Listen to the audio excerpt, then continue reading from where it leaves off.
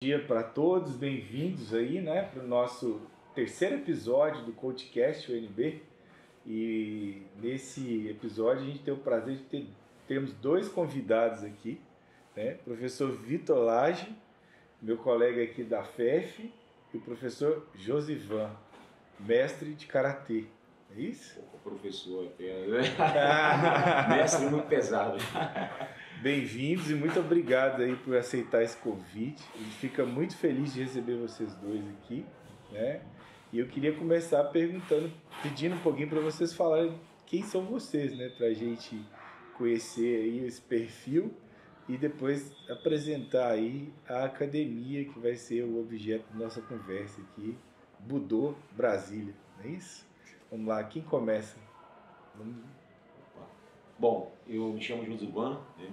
Professor de Educação Física, pratico Karatê já há praticamente 40 anos, né?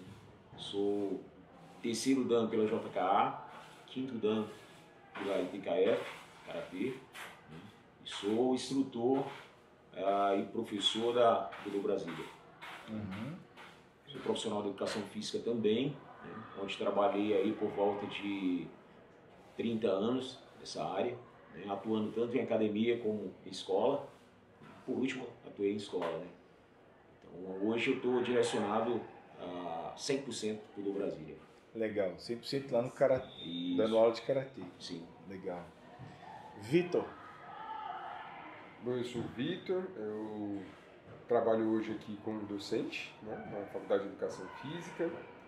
Atualmente estou como chefe do Centro Olímpico e tenho também uma formação vinculada às artes marciais. Desde a graduação vim trabalhando com as artes marciais e aí surgiu também o interesse de atuar sempre em paralelo com as instituições, né, relacionadas ao ensino e à modalidade esportiva do Karatê, que é no caso a parte minha administrativa, né, ajudando na administração e na gestão de algumas entidades hoje. Né, hoje eu estou no Karatê JKA como quinto grau e estou como comoditário, como sócio do Josivan na Budô Brasília também, que é o lado empreendedor que a gente está descobrindo e aprendendo. Isso. Gente, obrigado demais por vocês virem aqui. E eu queria entender já de cara o que é JKA e parece ter uma outra sigla que você falou aí que eu não entendi bem. ITKF. ITKF. International Karate Federation. Né? As federações do Karatê. Desculpa perguntar, porque né, vem da natação e pouca intimidade com as lutas, então, principalmente com Karatê. O clube onde eu trabalhava tinha judô e acho que é um pouco diferente, né? Um pouco não, bastante diferente, inclusive a organização do esporte, né? Eu queria saber de onde vocês vêm, né? Quais são as cidades de origem, como é que vocês se conheceram aí para montar essa parceria aí. Eu sou do estado do Piauí, né? Sou de Teresina, Piauí, nascido em Floriano, cidade próxima, né? Emigrei já para capital, 5, 6 anos de idade, né? Onde lá eu tive percorrer aí caminhos bem distintos. Primeiro eu nem pensava em seguir essa área de luta, né? Mas aí logo me encontrei ali na década de 80 com lutas e assim me apaixonei, né, pelo Karatê, essa arte marcial. E aí logo depois, eu, assim, lá na década de 90, aí surgiu o interesse de ir um pouquinho além. Ou seja, só a luta em si, eu acho que não era o suficiente. Eu precisava de uma formação acadêmica, né? Onde corri atrás e aí veio a oportunidade de fazer Educação Física na Federal do Piauí. Ah, que legal. Muito bom. Depois a gente vai conversar um pouquinho sobre a questão da formação acadêmica para o professor de lutas mais adiante, né? Sim. E quando que vocês se encontram? Como é que é esse...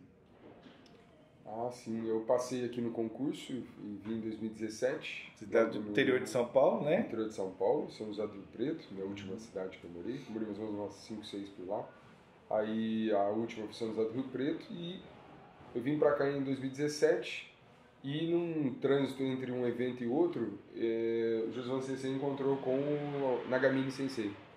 E nesse evento, se eu não me engano, né, o Sensei Kazu comentou contigo que eu estava por aqui, né? Sim, foi interessante sim, porque eu tinha interesse, eu estava em Brasília já há um bom tempo, mas não tinha espaço de treino, né?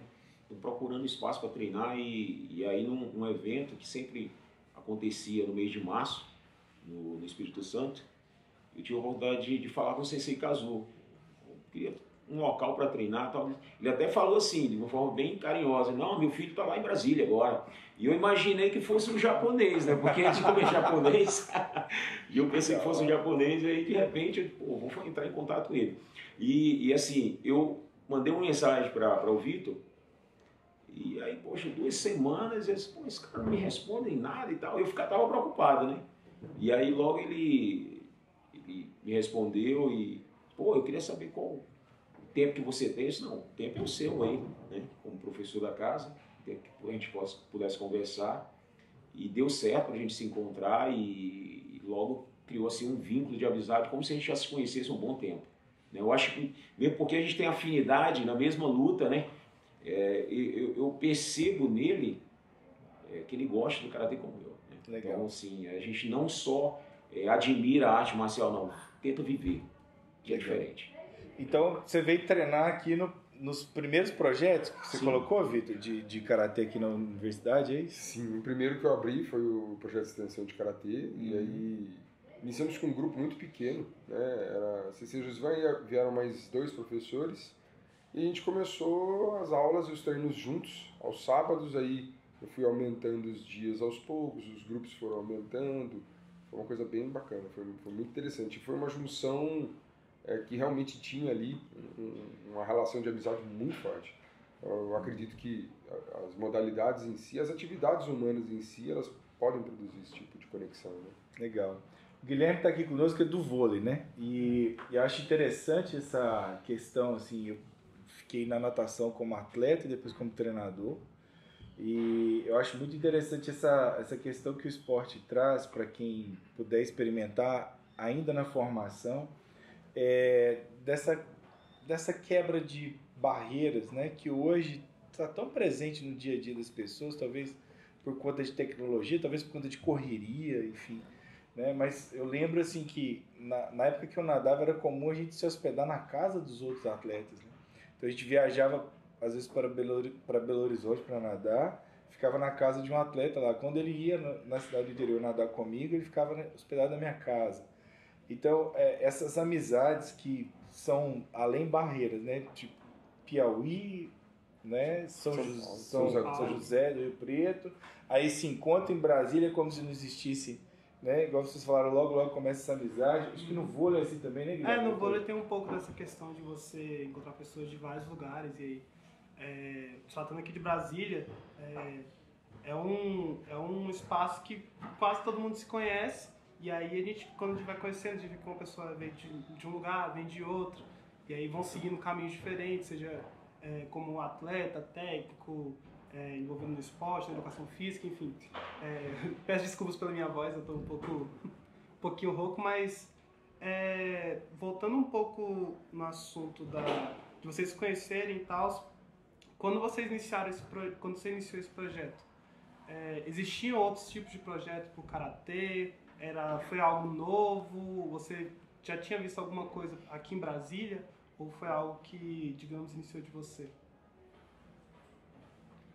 A história já começa com uma série de trabalhos. A ideia inicial que a gente tinha, não cogitava de hipótese alguma, o surgimento da Budô, que a gente tinha era um projeto de karatê pela universidade mesmo. Uhum. Não havia assim, vamos montar uma empresa, não havia essa condição. Era o karatê da universidade e o karatê do Centro-Oeste e do Distrito Federal, especialmente. A ideia era somente o impulsionamento e a qualificação dos professores e dos grupos pela universidade, mas em pró, né, da arte marcial pelo Distrito Federal. Não havia esse tipo, nem sequer uma hipótese desse tipo.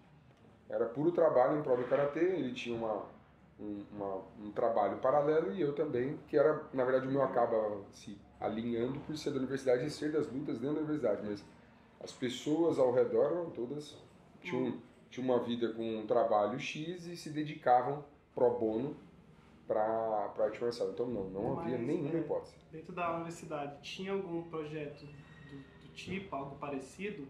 Economicamente, não. Ele era 100% voluntário e gratuito. Mas também não tinha nada de karatê na UNB quando você chegou, né? Eu lembro que algumas lutas aqui eram boxe, era um projeto de extensão, tinha capoeira, enfim, não lembro de ter karatê antes de você estar por aqui, tinha? Tinham outros professores, tinham projetos.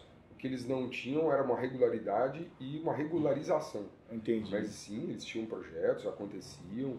Há uma história do karatê na universidade em si, apesar de eu não ter conseguido resgatá-la, mas ela existe sim. Eu não fui precursor disso, não. Entendi. Eu só realmente estabeleci e acredito que gerenciei de uma outra forma. Eu acredito por disponibilidade. Eu não posso acusar qualquer tipo desse tipo. São momentos, né, que a universidade passa também. Agora, uma coisa interessante, né? Eu tenho estudado bastante empreendedorismo e a gente vai vivendo algumas conexões das competências que um bom empreendedor deve procurar desenvolver e o esporte, né? Uma é a paixão pelo que se faz. Então, quando vocês dois falam de karatê, parece que tem um elo de ligação muito poderoso no sentimento que vocês têm com o karatê. Uma outra questão é ter bom network, e isso que a gente estava falando aqui no início, né, que os esportes proporcionam esse network. Às vezes você lembra de pessoas lá de trás que encontrou numa viagem, sentou ali para conversar, né? No caso, quando o esporte é um pouco mais favorecido, é um avião que atrasa. Quando era igual o meu, era um ônibus que quebrava na beirada da rodovia, né? Assim, e às vezes nessas conversas a gente desenvolve um rol de amigos, né?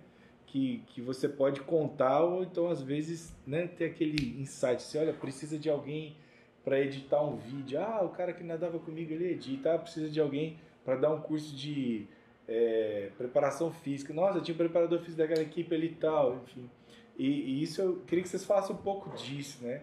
E também essa questão da regularidade que você colocou, Vitor, da resiliência e da seriedade das artes marciais, porque tem um quê que sempre está aí envolvido. A arte marcial séria, ela é um pouco mais praticada segundo alguns princípios e valores, né?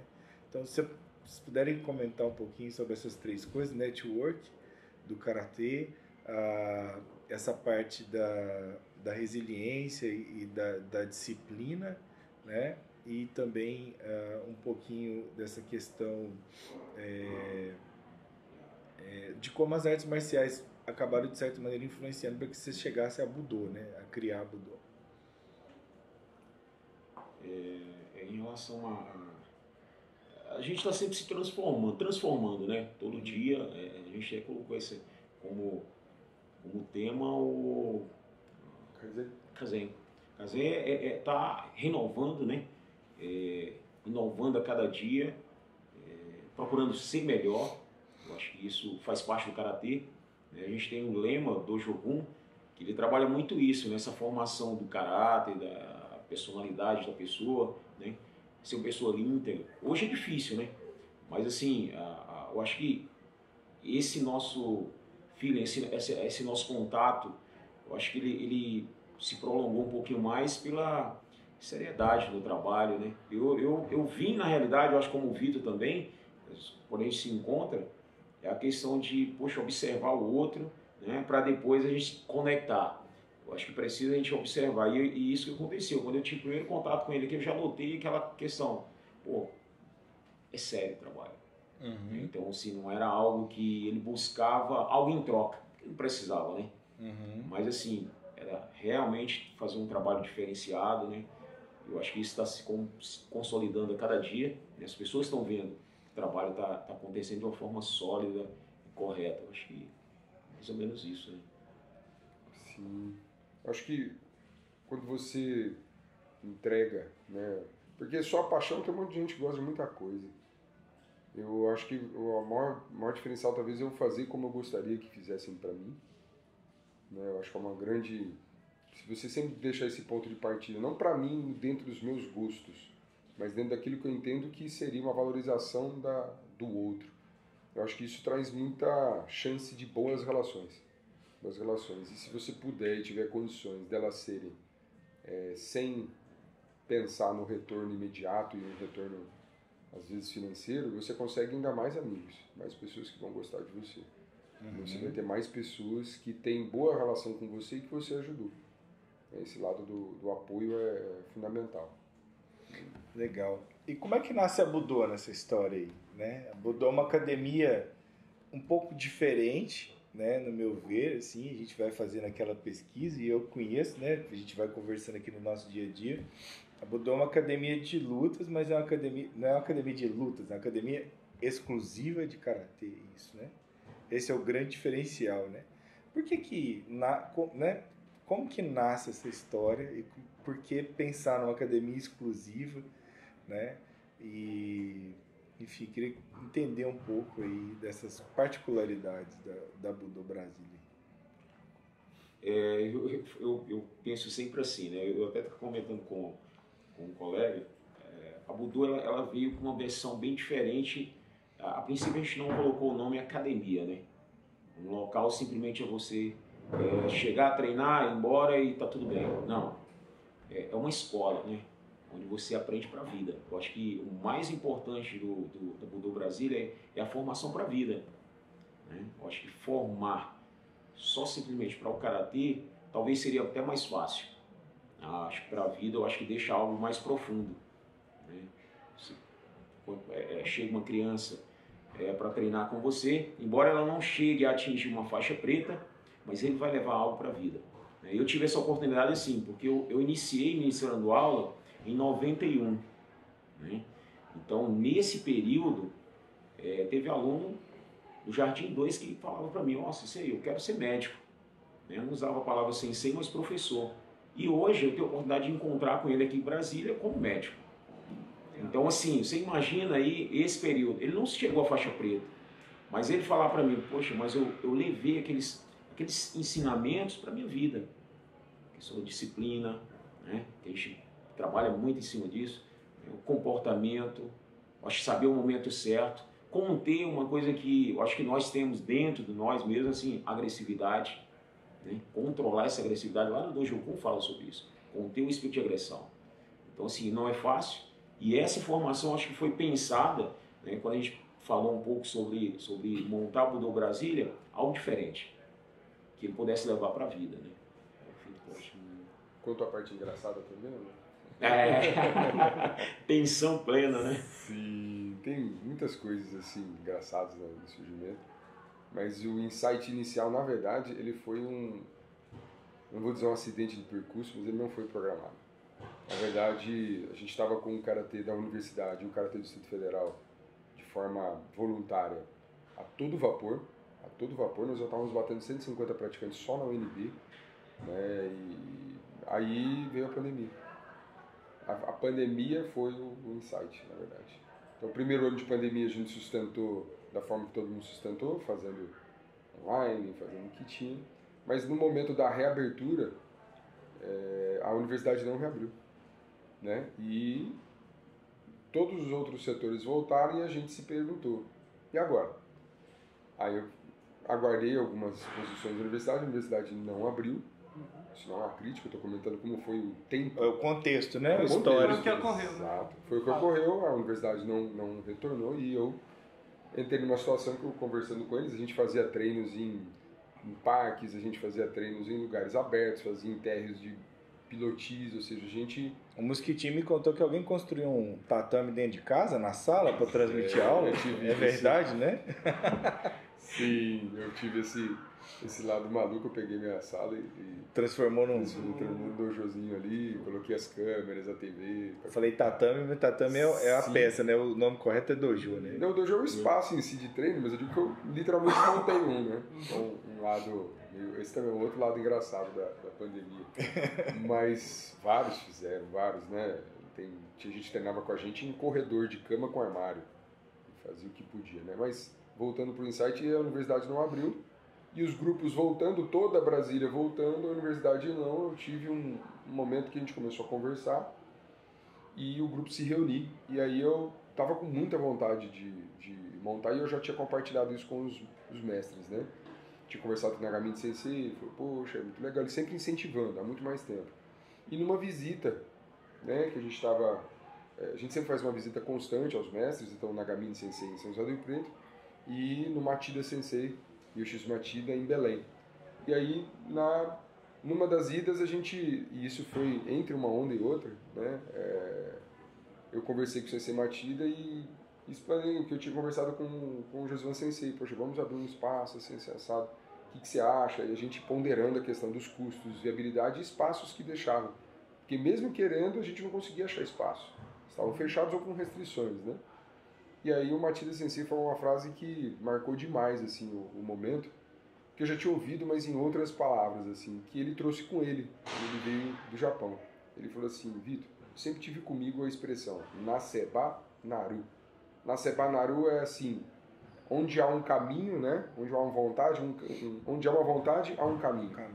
E aí a tradução mais popular, se você quer, você pode. É uma coisa assim, uma tradução mais aproximada e com certos erros, mas eu acho que transmite bem a ideia. E aí ele falou: mas você quer? Naseba Naru. Não sei se é. Aí eu olhei pro Romo estava assim comigo, a gente totalmente destruído no pós-treino, assim. Você quer, você tem que botar você inteiro, né? Não adianta, você tem que querer de verdade. Só ficar assim desejando não é querer. Aí eu falei, é diferente. Aí eu chegando de Belém, já marquei reunião com o Josuan, falei, Josuan, vamos. Aí ele olhou assim, aí eu falei, fazer tipo assim, um sim, mas é um sim volitivo, assim, carregando outras condições. Eu falei, então vamos. Aí eu falei pra ele, só que a gente não pode fazer, se for para fazer, não vai dar mais para ser feito na universidade. A universidade não permite isso. A universidade não vai dar para a gente ter a relação, porque a gente vai usar um terceiro espaço, esse terceiro espaço envolve custo, então não dá para ser voluntário arcando com custos. Então a gente tem que montar uma empresa. E montar projeto social ou que tenha relações do tipo é só o suficiente para arcar com esses valores, eu falei, não. Ou a gente vai para um lado realmente empresarial e sério, né, para mudar esse contexto, ou não, a gente acha um lugar e fica voluntário. Misturar as duas coisas não vai dar certo. Então a gente precisava diferenciar, inclusive, separar a identidade de Karatê UNB, que estava muito atrelada a mim, da identidade de uma nova escola, de um novo conceito. Aí ele falou assim, não, eu concordo. E aí busca do nome. Onde a gente vai achar um nome que tenha a ver com isso, né? Um nome que represente isso. A gente ficou um tempão pensando. E aí eu falei para ele, olha, a gente tem experiência, mas a gente não é profissional. Vou contratar um publicitário. E aí então eu comecei a fazer levantamento de publicitários que eu encontrava um trabalho que eu me identificava, e eu encontrei esse trabalho que foi de um parceiro de São Paulo. E aí então eu falei para o Josué, então agora a gente vai sair do papel. Vamos.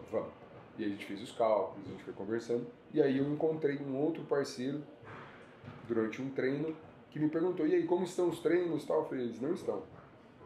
Aí ele deu risada assim, como assim? Falei, não estão, eu preciso de um lugar. Aí ele olhou pra mim, o que o senhor precisa? Eu falei, olha, é um militar? Ele falou, eu preciso de um piso e um teto. Aí ele olhou, deu risada, mas eu ligo pro senhor. Me ligou, falou, ó, você vai em tal lugar lá, procure fulano. Então, era o clube da aeronáutica, o clube de oficiais da aeronáutica. E aí, nessa condição, essa pessoa, eu considero ela literalmente um grande apoiador. Sem ela não teria acontecido, a gente não teria esse espaço. E ela foi uma pessoa que ajudou horrores. Como que é o nome? Chama Jefferson Borges. Jefferson Borges. Ele foi um grande apoiador. Sem ele, a gente não teria conseguido esse... Foi muito coração, totalmente em prol do Karatê. Ele foi uma pessoa que sem ele não teria feito esse contato, não teria conseguido esse espaço que não daria início à escola. E aí lá no Clube da Aeronáutica a gente deu o primeiro start com relação a isso, e aí junto com o publicitário a gente falou, olha, o senhor abriu, eu já tinha começado o projeto de desenho da marca antes, e a identidade toda começou antes. Eu falei, olha, em julho nós vamos abrir a Budô. Aí ele falou, não, tudo bem, estamos agendado. 17 de julho, vamos lançar essa marca aqui na Aeronáutica. E aí começamos, chegou dia 17 de julho, inclusive o Brigadeiro Jefferson foi, e assim, foi uma felicidade muito grande que tê-lo, né? A pessoa que tinha colocado essa energia. Começamos com 4 pessoas também. 4 alunos. Chama aluno também? 4 alunos. 4 alunos e pessoas que vieram daqueles que treinavam com a gente aqui. 4. E aí a gente falou, vamos? Vamos. Aí era segunda, quarta e sábado. Só isso. E ficamos assim, segunda, quarta e sábado, e o Josivan em paralelo, com aulas também em Águas Claras, né? Nos espaços de Águas Claras, fomentando por lá também. Águas Claras é um bairro aqui de Brasília, para quem não está aqui, né? É uma cidade totalmente verticalizada, ao contrário da arquitetura de Brasília, muito parecido com o que tem aí, né, nas outras cidades desses condomínios verticais. Sim. Legal. E aí nesse sentido a gente continuou, né? Com essa ideia e falamos, olha, dia 17 é o primeiro passo oficial do lançamento dessa marca, mas ela tem uma proposta para ser diferente. E aí, então, foi nesse dia que a gente marcou o início da marca na apresentação, né, que a gente fez. E aí a Budô começou efetivamente enquanto empresa, óbvio, num espaço sublocado, com 4 alunos, e aí depois, porque eu não contabilizo faixas pretas como alunos, né? Esses que estavam treinando e ministrando. A gente começou efetivamente com 4 alunos, 3 professores. Legal. Quanto tempo até mudar para a sede hoje, onde ela está localizada? A sede tem 1 ano só. 1 ano. Completou 1 ano em 19 de março de 2023, completou 1 ano. Então foi 2022 que ela completou, que a gente entrou nessa unidade. E 2021 foi quando a gente lançou a Budô Brasília, julho de 2021. Então foi menos de 1 ano, vocês conseguiram ter o espaço atual da Budô? Foi tudo muito rápido, né? E hoje quantos alunos são? Aí também teve outra história engraçada. Mais ou menos, né? Outra história engraçada. Foi. A gente começou a ter uma expansão grande, né? Uma expansão muito grande de alunos. A gente foi de 4 para 36. E esse avanço rápido trouxe a possibilidade da gente ampliar as turmas. Só que o Josivan estava em Águas Claras e com um conjunto de alunos, e a gente ali, no total devia ter uns 60, mas assim, os de Águas Claras, eles tinham um projeto diferente de funcionamento condominial.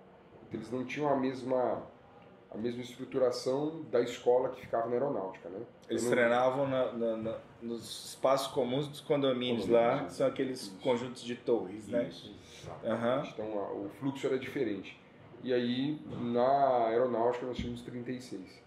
E aí eu conversei com o Josivan e falei, Josivan, e com o Sensei Romulo, eu acho que a gente tem plenas condições. E aí eu também tive um parceiro administrador, né? E aí eu fui conversando com ele, com o publicitário me falou, você tem uma marca muito forte, você tem um projeto muito forte, mas você não sabe vender. E o administrador falou, você não sabe nem o que você vende. Ele foi um pouco mais agressivo. Você não sabe o que você entrega, você simplesmente fala karatê. Aí a cabeça foi dando aquele turbilhão, e aí a gente foi pensando, vamos abrir essa unidade. E aí hoje estamos com 190 alunos. 190. Então de 4 para 190 em menos de 2 anos. Bem menos de 2 Foi anos. algo muito rápido, Isso né? é meteórico, dependendo, né, da natureza. Lembrando que o karatê é um esporte individual, né? Eu tô louco para perguntar um monte de curiosidade, mas só que, de antemão, quantas meninas tem pra gente poder... Eu tenho esses cálculos. Mais ou menos, chega a 40%? Não, né? 37%. 37% dos alunos são mulheres. 63% Isso. homens. E a faixa etária começa com que idade e vai até qual idade? Vamos lá. 3 anos. 3 anos Que até. gracinha. 3 anos. Muito, bem no início mesmo, né? São Vocês 17% de crianças, interessante. 23% de adolescentes e o resto adulto. E temos 57% dos alunos são famílias, tem alguma relação familiar, ou cônjuge, ou filho, ou neto, alguma relação de parentesco, ou irmão. 57% são famílias, algum tipo de parentesco. Legal. Durante a formação nossa de educação física, a gente fala muito pouco sobre empreendedorismo, sobre conceitos de marketing. E quando se fala disso, talvez ainda tenha muito paralelo entre senso comum e o que se faz profissionalmente, né, por aí. Eu acho que quando você coloca aqui, olha, eu contratei um publicitário, contratei um administrador, eu teve um contexto que te permitiu essa contratação, mas ao mesmo tempo você foi começando com o que tinha, 4 alunos, um espaço sublocado, né? Acredito que você ia de condomínio em condomínio lá em Águas Claras, né? Enfim, sei o quanto que essa vida mambembe, né, que a gente leva, parece... Eu quando trabalhava assim, eu lembrava assim, parecia aqueles circos de desenho animado, né, que a pessoa punha a charretinha ali e montava ali, enfim. A gente ia de condomínio em condomínio, né? Eu fiz isso como preparador físico também algumas vezes.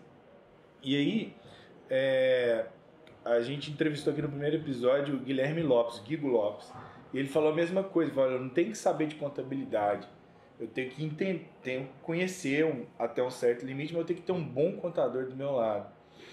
E aí, é legal você falar isso, Vitor, porque nas aulas hoje, a FEF tem a oportunidade de ter 2 professores, né? Eu trabalho nessa linha, o professor Paulo Henrique também, e a gente fala muito sobre empreendedorismo, sobre marketing. E na época que a gente fez educação física era nada, né? A gente se formava para trabalhar para alguém.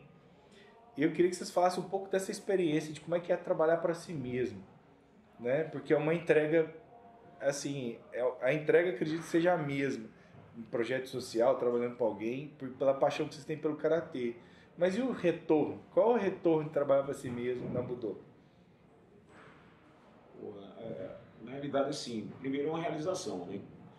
Eu acho que eu não pensava, já chegando aos 50 anos, em abrir um negócio, e principalmente aqui em Brasília, né? Que tudo patamar é alto, né? E ministrar aula num local muito caro, Asa Norte, né? Centro de Brasília, também é algo que eu não pensava, mas assim... o custo, né, de locação de espaço em Brasília é um dos maiores do Brasil, figura dos 3 maiores. Muito caro, mas assim, é algo que pintou como um desafio, né? Então, assim, o desejo de fazer, né? O compromisso de, vamos começar o negócio, mas não vai ser uma brincadeira, né? Então, a gente assumiu essa responsabilidade. Como você perguntou, como dono, aí a coisa fica mais séria ainda, né? Não pode errar. Essa questão do errar, ela não pode ficar para o segundo plano. E pensar positivo. Então eu penso muito positivo. É algo que eu vou fazer, eu penso antes, não tomo decisão precipitada. Vamos entrar no negócio? Vamos. Então, assumir a responsabilidade, né? Acho que não tem horário, nem para o Vitor, nem para mim também, não tem horário, né? A gente está lá, né? Eu acho que a gente faz o nosso papel como empreendedor, a questão do bom atendimento, né? Eu acho que quem está lá quer treinar, ele tem que ser bem atendido, né? Da melhor maneira possível. Eu acho que isso é um dos passos fundamentais para que a coisa aconteça. E é uma forma de transmitir a sua paixão, né? Você Sim, atender bem a pessoa é uma forma de você transmitir a sua paixão pelo karatê, né? E o aluno sente isso, né? Quando ele entra no Budô, ele sente essa paixão, né? O aluno até, tipo, poxa, se eu cheguei no espaço, meu professor está com o braço quebrado, está ministrando uma aula, é sinal que ele gosta do karatê, né? Eu acho que não é uma fuga, né? Eu tenho um problema, não vou mais entrar a aula, vou passar para outro professor responsável. Não. Acho que a gente vestiu a camisa, né, da Budô Brasília, e é isso. Acho que tem que ter mais para... Vitor. É um sonho, foi um sonho. É um sonho mesmo, assim. Medo extremo, noite sem dormir, várias, me acompanhou. Sim. Porque as coisas foram a abertura da unidade que foi o maior desafio. O início, né, na aeronáutica, ele foi bem mais tranquilo. Ele necessitou de algum investimento, algum aporte, uns 15 mil, mas foi um aporte que é razoável, de 15, 20 mil reais, foi um aporte razoável e funcionou muito bem. Mas a unidade foi completamente diferente. O vulto de investimento foi muito maior e o risco tremendo. Então, não foi nem um pouco fácil, mas assim, a satisfação, o sonho, é um lugar que eu entro, acho que hoje eu não tenho lugar que me sinta melhor do que lá. Empreender é correr risco calculado, né? E talvez, não minimizando o risco, mas quando você contratou esse administrador, esse publicitário, você sentiu um pouco mais de segurança para dar esse salto? Com certeza. A primeira coisa que eu fiz foi comentar com... O publicitário me ajudou na idealização no tamanho de vislumbrar o tamanho que poderia ter esse projeto. Mas para o administrador a conversa foi assim, o dinheiro é meu, mas você que manda. Não adianta a gente é muito emotivo, muito afetivo, fica ali se apegando a determinados detalhes de que comercialmente eles não se concretizam. Então, eu não dava um passo, eu não comprava nada, eu não fazia nada sem antes conversar com ele, independente daquilo ser um consumo ou um investimento X. Nada, nem um pouco.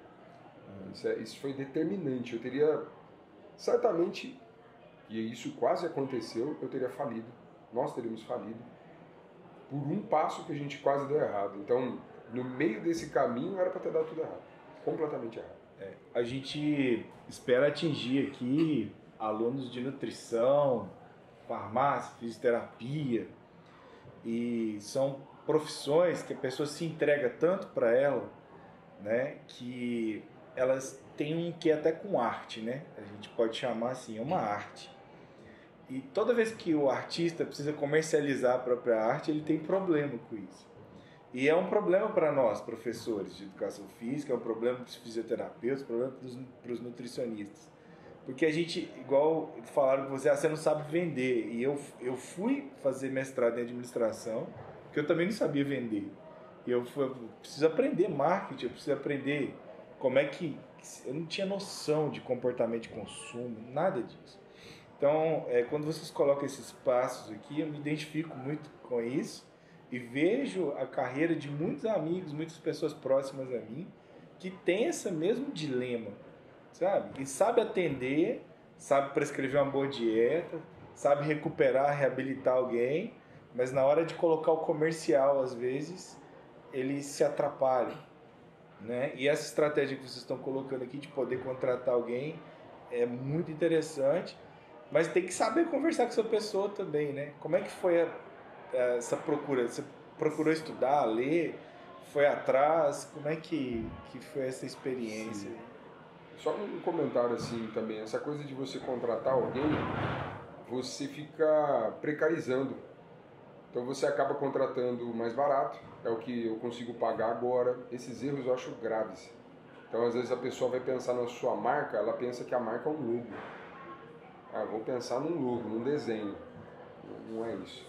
Marca mesmo, a identidade da figura que você quer representar, ela é muito, muito, muito grande. O conceito é muito profundo. Então essa coisa de marca, então eu preciso contratar um publicitário, ele contrata uma pessoa que faz desenho, faz o desenho de uma logomarca, e acho que aquilo é investir. Não é isso. Nem de perto é isso. Se você não conecta a identidade da sua empresa com o seu projeto econômico, administrativo e de vendas, você criou um logo e depois você quer tentar vender ele de algum jeito. As coisas, se elas não estiverem extremamente amarradas, então hoje você tem muita empresa, muita gente achando que é publicitário, achando que é administrador, achando que é, especialmente na rede social. Então, não existe barato.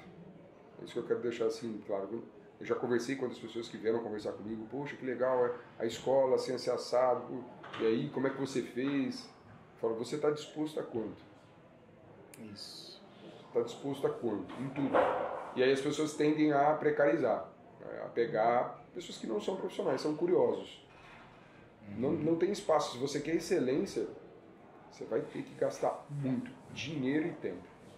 Então, o conselho, e se é só, você procura a carreira do cara, ele é só, se ele não é empresa, se ele não tem empresa nenhuma, se ele não tem nada que ele gerencie, um administrador que não tem uma empresa, um publicitário que não tem uma empresa de publicidade, corre, ele é bom de papo. Todos bons têm, sim, a sua empresa, o publicitário tem empresa de publicidade, o administrador tem uma empresa que administra, você tem que ter. Tem que ter. Acho que o mesmo envolvimento que vocês falaram aqui, que vocês têm com o Karatê, cada um tem que ter com sua área, né? Então, assim, sua profissão. Tá cheio de gente hoje que usa disso para né? Quem não sabe faz, né? Quem finge que faz, desenha a coisa do jeito que acha que é certo e fica de bom papo, né? E seguidores não são clientes, então começa essa confusão toda e as pessoas acabam vendendo muito muita lorota. Mas é só para deixar claro isso que eu tenho receio, às vezes as pessoas pensam, então contrato um, contrato outro e está tudo resolvido. Não. É perigoso, inclusive, isso te levar a uma falência. Sabe? Eu acho que é para lá de sério você procurar pessoas realmente com referências. Então, não procurar na rede social achando que ela vai te dar isso. Não é ali. Não é ali. Ela pode até te ajudar, mas ela não é ali. A rede social ela é muito falha nesse sentido, né? Então, toma bastante cuidado com o empresário blogueiro. E hoje você tem mais conhecimento sobre essa parte de empresarial, da parte financeira? Qual parte que te atraiu mais? Assim, o que você aprendeu mais na caminhada aí até um momento? O que você acha que teve? Atrair é complicado, porque o medo é constante. Uhum. Cada tomada de decisão ali é muito, muito pesada, né? Mas hoje o que eu posso dizer que eu mais aprendi com relação à escola, acho que foi relação humana. Relação humana. Relação humana. A financeira, ela é muito simples. É preto no branco. Preto no branco. Precisa? Não. Então não vai comprar. Tem necessidade? Não. Então por que você vai adquirir? Sabe? É mais preto no branco. Isso é pouca emoção. E na verdade é quase zero emoção. É algo muito racional e direto, sim, né? Quando eu fui escolher um determinado... Eu aprendi essa frase também com ele. Eu estava querendo adquirir um tipo de material. Ele falou, eu não sei a diferença desse material, só tem esse. Aí eu apresentei o outro material que existe e expliquei. Ele falou, então me explica por que esse é melhor do que aquele. Aí quando eu comecei a explicar, ele falou, tá bom, me mostra os dois. Aí eu mostrei, ele falou, não sei a diferença. Se eu não sei a diferença, você já sabe a resposta. É o mais barato. Aí eu falei, mas e a qualidade? A qualidade está na sua cabeça, porque você me falou que os dois têm durabilidade similar, então você está muito emotivo, etc. Ó, sem emoção, acaba a emoção. É número, tempo, etc. Foi dando os critérios assim, você não está usando nenhum deles. Então você para com, tira a emoção. Aí eu falei, tudo bem. Aí eu aprendi isso daí. Agora, a relação humana é assim, o ápice eu acho que da gestão das pessoas, quando você está trabalhando com serviços, né? Você fala a relação humana com os seus colaboradores, com a equipe e com os clientes também? Todos. Tem que ter uma relação assim, muito, muito, muito humana. E por isso que eu comento com os alunos, até aqui na graduação, vocês sabem tudo de planilha e não sabem nada de gente. Então, é muito complicado, sabe? As pessoas sabem, não, porque a série, porque eu vou fazer uma carga X, eu falo... Eu conheço um monte de gente que sabe tudo de treinamento esportivo e nunca treinou ninguém. Nunca fez um campeão. Você entende? O cara nunca... E aí, não estou falando de campeão, como eu estou falando de performance, mas eu poderia falar assim, nunca treinou, nunca atendeu ninguém. Se atendeu em 30 anos atrás. 30 anos atrás era outro público.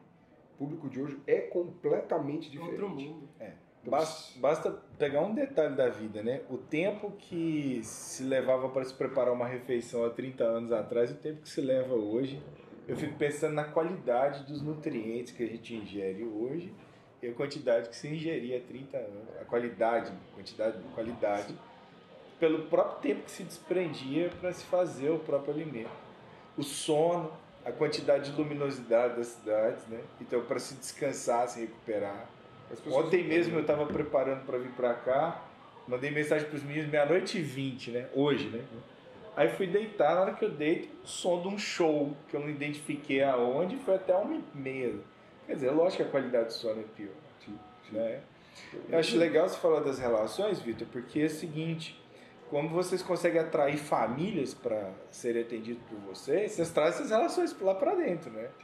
Então, tem hora que você está atendendo o filho, mas o pai está lá treinando também e está te compartilhando alguma dificuldade ou algum sucesso e pedindo ajuda ou dividindo a glória. Então, tem isso mesmo ou é só impressão minha como ex-treinador de natação? Isso acontece muito, né? Problema, às vezes, em casa e aí compartilha com o professor e na realidade a gente tem que, como eu falei nisso, a gente não é só um dojo que visa só passar a luta em si, né, ou as técnicas, mas também a questão da formação, né, um aconselhamento, por que não? Queira ou não queira, a gente trabalha também como psicólogo, né? Tem momentos momentos que a gente tem que chamar, conversar com o aluno, e eu acho que a fala é necessária, né? E ela faz a diferença, e a gente tem colhido frutos em relação a isso, né? Trabalho com criança, até adulto mesmo. Né? Alunos nossos que usavam medicamento e com o treino, né? Conversa, já mudaram.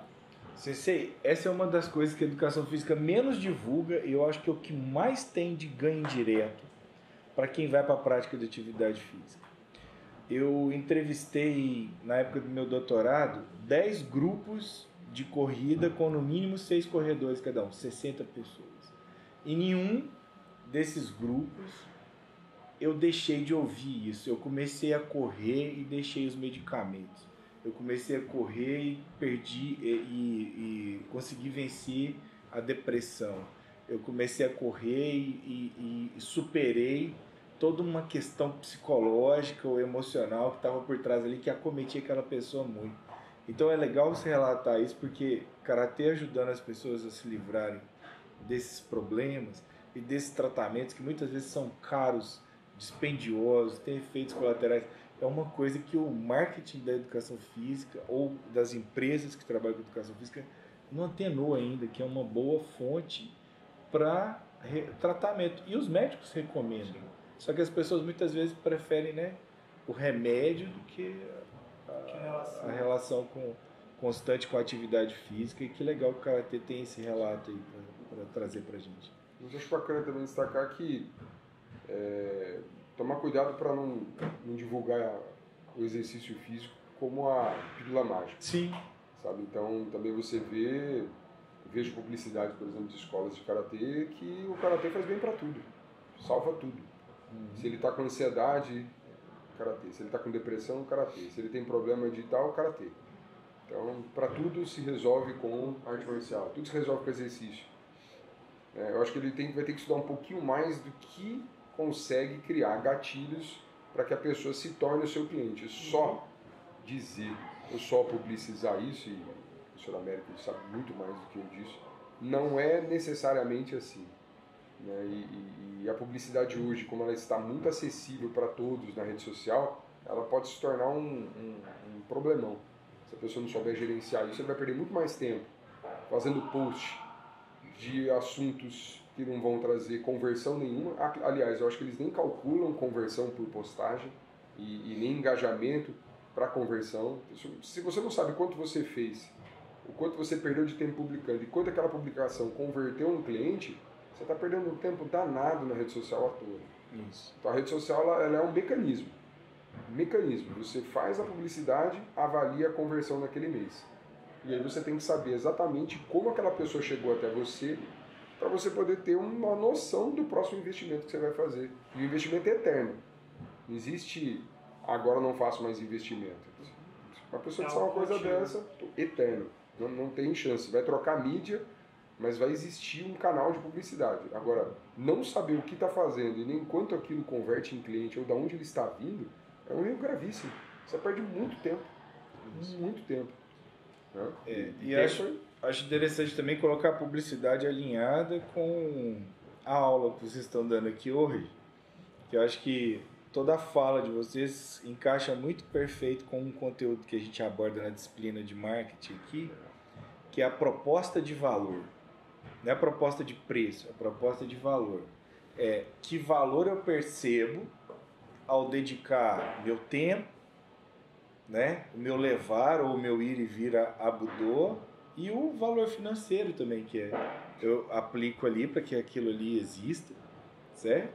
O que eu levo de valor em troca, né? Ou seja, a gente sabe, eu acabei de ver uma propaganda ontem que uma empresa, uma marca de celular muito poderosa está incentivando as pessoas no Dia dos Namorados, hoje dia 2, né? Dia 2 de junho. De junho, dia 12 agora de junho, a escrever cartas à mão e enviar para as pessoas ao invés de mandar mensagem. Não sei se vocês viram, tem a galera dos bastidores aqui.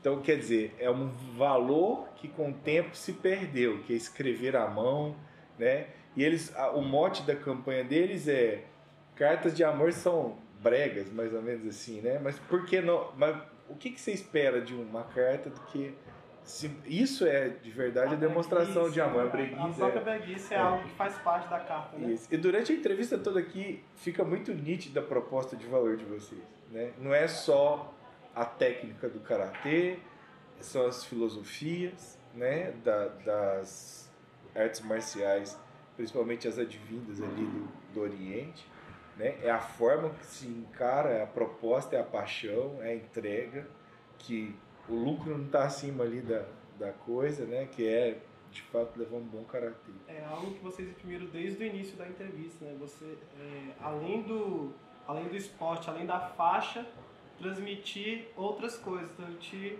o que vai além. E para mim esse é o potencial do esporte no geral. Você transmitir valores e ensinamentos para outras coisas.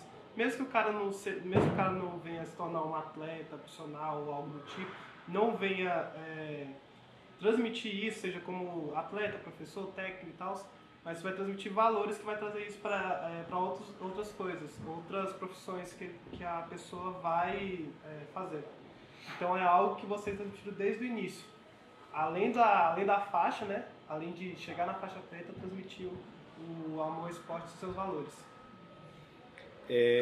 Eu queria saber mais algumas coisas, e são coisas mais curiosas, talvez até engraçadas, né? Até pergunta da minha filha, que está estudando enfermagem aqui na UNB, está fazendo fisiologia e tal. Ela falou assim, hoje, trazendo ela para cá e vindo, né? Ela falou assim, pergunta lá pro pessoal das lutas, qual que é essa da galera que tem que perder peso para lutar uma categoria a menos? Eu falei, olha, não sei se no karatê tem isso, né? E assim, existem práticas de perda de peso, não sei se isso é rotina de você, se não for, não tem problema. Mas ela querendo entender por que se perde peso antes da pesagem e se isso não coloca a pessoa mais fraca do que se ela lutasse no peso ideal. Eu sei que isso é uma polêmica danada no mundo de algumas artes marciais, mas tem isso no karatê, de pesagem? Não, né? Se luta pela cor da faixa, como é que é? Depende. Depende? Como um bom professor universitário, né, Vitor? Você tem o depende na resposta. Sim, nesse caso é institucional só. Existem instituições que têm as categorias de peso, né, e tem instituições que não têm. Aí as que não... Todas têm idade, sexo e graduação. Mas peso nem todas. Muitas instituições que não têm categoria de peso. E no nosso caso, a nossa não. Na verdade, a nossa tem a mesma estrutura na parte esportiva, a mesma estrutura desde que ela nasceu. Ela não mudou. As regras são quase as mesmas, né? E elas se mantêm extremamente estáveis, né? Isso mostra o quanto elas foram sérias e bem feitas. Algumas mudanças, quando ocorrem, são por causa do Ocidente. Então, as regras que andam surgindo ultimamente são regras vinculadas a comportamento, que para eles os japoneses não acontecia. Então, algumas coisas quando acontecem causam estranhamento porque simplesmente não tem chance de acontecer lá. Mas aqui acontece, então às vezes surgem algumas mudanças. Mas vamos lá, com relação ao peso não tem divisão de peso, só idade, sexo e faixa. E as que tem, as modalidades de lutas que tem, a gente tem que olhar com muita cautela. Então você tem que olhar as lutas de uma forma diferente, como elas se relacionam com a pesagem. Então tem lutas que a pesagem é exatamente antes de competir, isso tende a diminuir esses riscos, né? Existem modalidades que o peso é feito muito antes, que eu acredito que seja a pergunta dela com relação ao UFC. Isso. O UFC não é um esporte olímpico, é só uma empresa.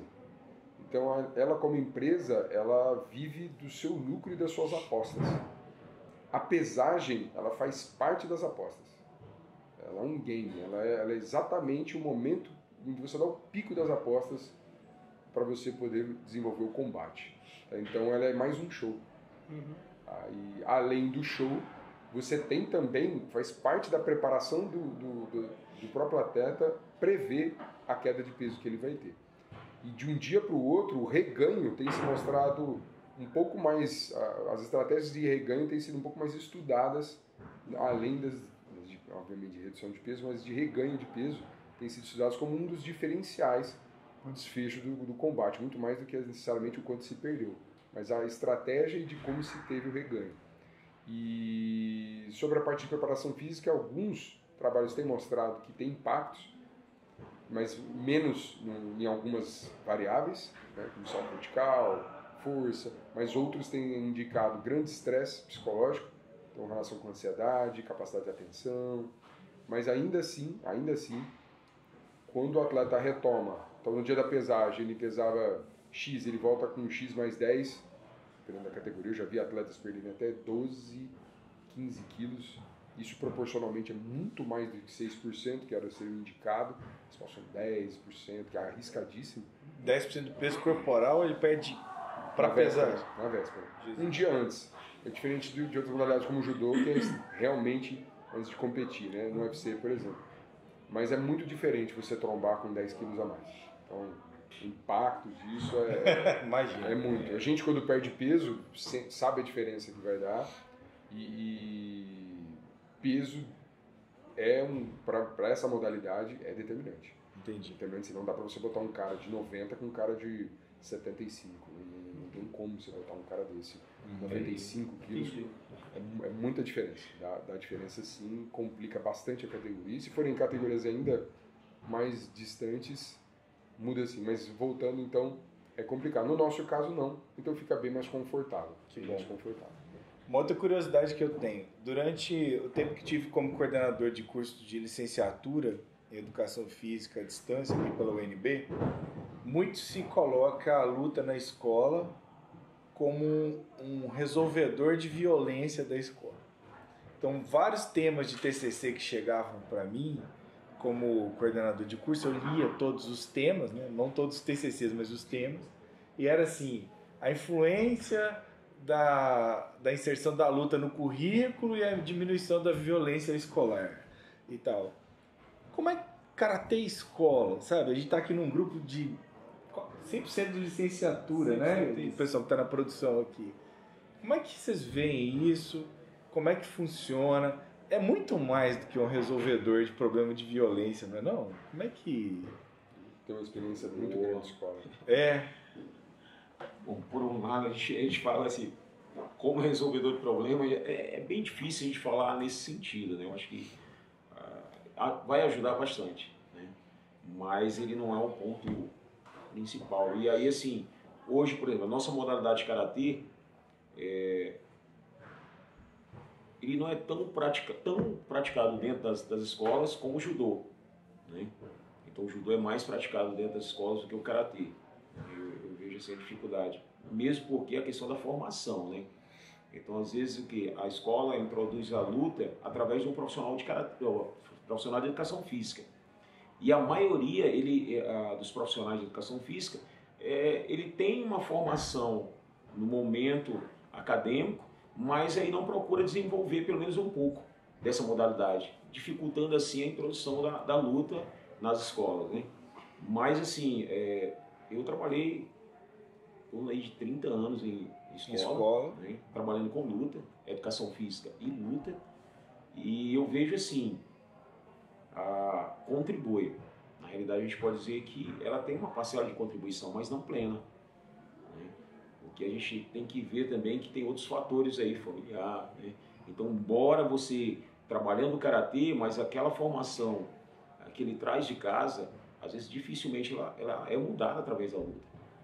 Então, assim... E como é que era a receptividade dos alunos quando você colocava uma modalidade que não é tão presente na rotina das escolas, para além daquele quarteto fantástico que estão falando aqui na FEF, né? De futebol, basquete, handebol e vôlei. A gente vê que a resistência é muito grande, né? Nós temos aí futebol, futsal, que dentro das escolas, o aluno ele só pensa o quê? Educação física é futsal, bola, né? Então, vir com outra versão é muito difícil. Mas as escolas, a maioria tem uma modalidade específica, ou seja, o aluno ele tem a dança, tem a luta em si, que pode ser o judô, o karatê ou outra modalidade de luta, e ele tem o direito de escolha. Não faz parte da grade no sentido dele deixar de praticar a modalidade dentro da educação física, né? Já o infantil, eu tive a oportunidade de trabalhar em escola em que a educação física era através da luta. Então o aluno ele não tinha tanta opção, né? Então ou a menina ia para a dança ou ia para o karatê. Então não tinha educação física como outra opção de... Entendi. Assim, e aí depois que experimenta... Aí se apaixona, né? Aí já muda, Sim, né? sim. Gente, a gente está caminhando para o final. A proposta é sempre girar em torno de 75 minutos aqui nossa conversa. E eu queria perguntar para vocês o seguinte: tem espaço para estagiário lá? Os nossos alunos que fazem educação física nas mais diversas faculdades aqui do Distrito Federal, né, ou outros profissionais podem ir lá conhecer o projeto, mas além disso, eu quero saber o perfil, porque muita gente procura estágio, mas nem sempre quer entregar ali para o lugar aquilo que o lugar se compromete em construir. Vocês falaram o tempo todo aqui da construção da marca, da identidade, de uma filosofia, dos valores. Então, assim, qual o perfil vocês esperam de um estudante de educação física para ter a oportunidade de aprender tudo isso que vocês colocaram aqui hoje? Eu vou aproveitar para falar que recentemente a gente abriu vagas de estágio, né, e eu nem delimitei a ser educação física, né, no caso. E é um quadro que me deixou muito preocupado. A gente tem o pagamento da bolsa era uma bolsa razoável para o mercado, pelo tempo, pelas horas trabalhadas também, e a posição da escola, ou seja, todas as condições para um bom estágio, um estágio em questões estruturais muito bom, e nós tivemos 4 inscritos. 4 inscritos. 4 inscritos. E teve um outro caso de uma outra escola, de uma outra luta, que veio conversar comigo. Então, deixar aqui um pouco da minha surpresa, né?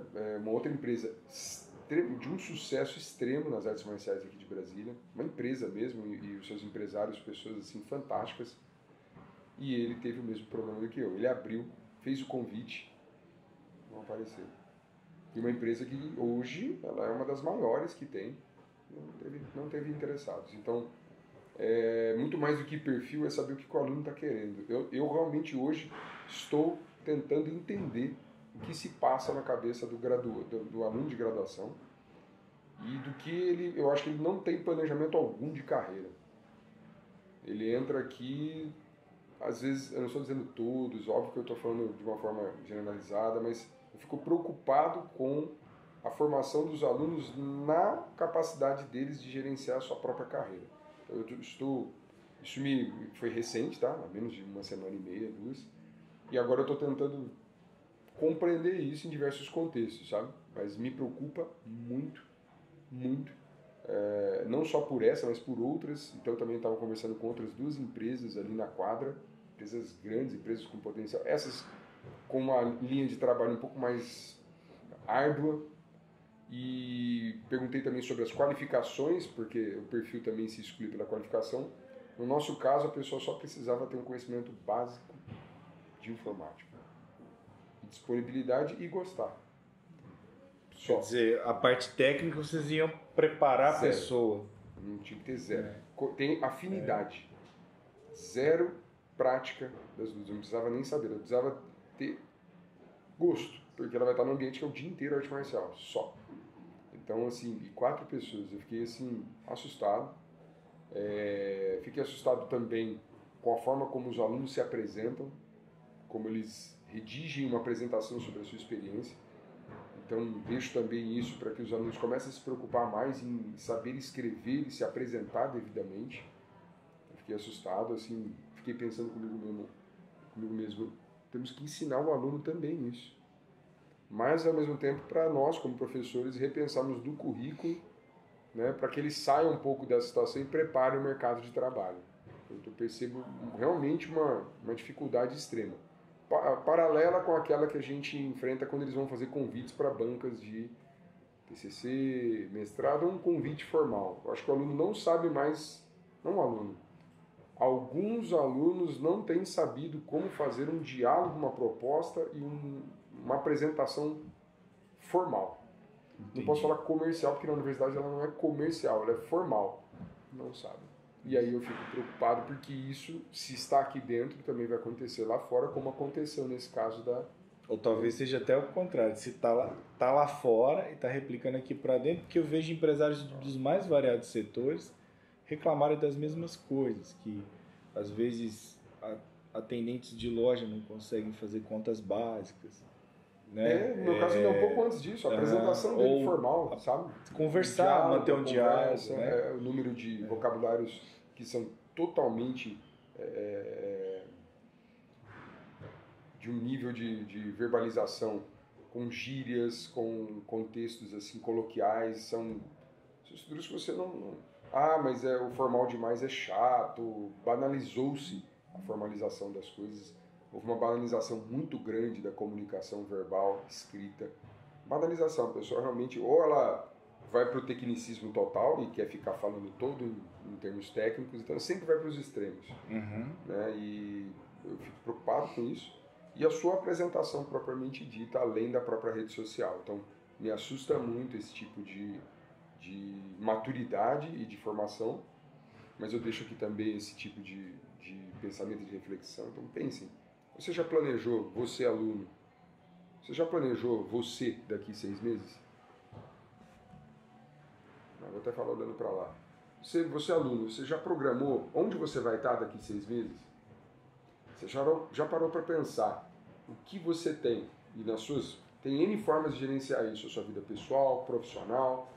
Você já organizou isso e planejou? Onde eu vou estar em 6 meses, 1 ano, 5 anos, 10 anos? O que eu quero? Você colocou isso para você? Você olha para isso todo dia antes de aceitar uma proposta? E que isso tem a ver? E quais as condições que você tem controle e não tem? E que você tem, o que você vai fazer? Então eu fico muito preocupado. Eu acho que essa reflexão eu queria deixar pra gente, porque é o que eu faço todo dia comigo. Agora há pouco um amigo meu, né, uma pessoa assim, de uma carreira brilhante, veio conversar comigo e me fazer uma proposta. Eu falei para ele, olha, eu nunca tomo uma decisão nesse sentido antes de olhar a minha previsão daquilo que eu quero, daquilo que eu sonho.